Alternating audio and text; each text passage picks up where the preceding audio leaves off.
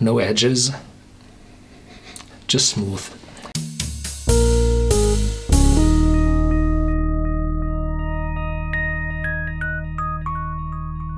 Welcome to Whisky.com, where fine spirits meet. My name is Lüning, Horst Lüning. I'm the master taster of Whisky.com, and today we have a very, very popular single malt whiskey here on my cask, at least very popular in continental Europe. It's the Glen Major's Reserve. It's a cheap whiskey. It's well below 20, and it was inspired. The name Major's Reserve was inspired by the Major Grand who, well, founded the Glen Distillery in 1840, and today they use this Major's Reserve as the startup, the starting whiskey into the range of Glen the age of this whiskey, I think, will be 3 years and a day. I would be astonished if they would mature it a day longer. They have to look after the price, and if you start with an entry price, you have to look after your costs, and therefore this whiskey is unfortunately artificially colored, and it said it's soft, fresh vanilla note and hazelnut finish. And the Major was a forward-thinking and unconventional man, and he invented a special purifier with the pot stills, and he built quite tall pot stills, and just above the pot, before the neck starts, he put in a device called a purifier, which is a huge, cylinder. And in this cylinder, the alcohol vapors have a bigger, more intense contact with copper, and this results in a more catalytic conversion, and the whiskey becomes smoother. Today the Glen Distillery is one of the very, very big ones, and it was part of the Chivas and Glenlivet group until this group was bought by Pernod Ricard, French company. And then the watchdog said, well, you have to de-invest and you have to separate from one or the other distillery. And, well, Glen was one of those. And they sold it to Campari. Yeah, Italian one. But there's no bitter and,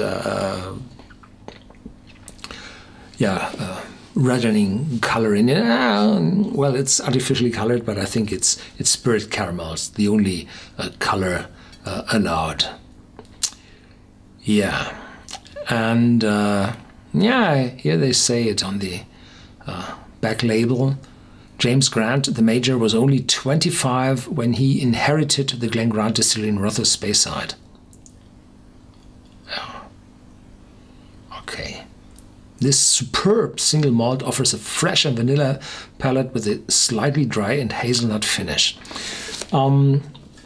This is the entry to the range of Glen and there is a 10 years old as well as a 16-year-old Glen and from time to time there are even older whiskies available under the distillery label, and there are independent bottles of Glen as well.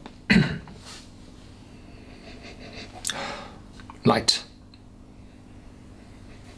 no edges, just smooth, and apple in combination with light vanilla. Those apple pears aromas are typically for very young whiskies.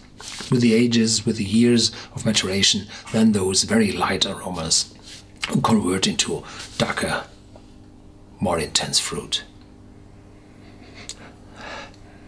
So most is apple, very faint vanilla in the back. Yeah, no alcohol at all, it's just 40%.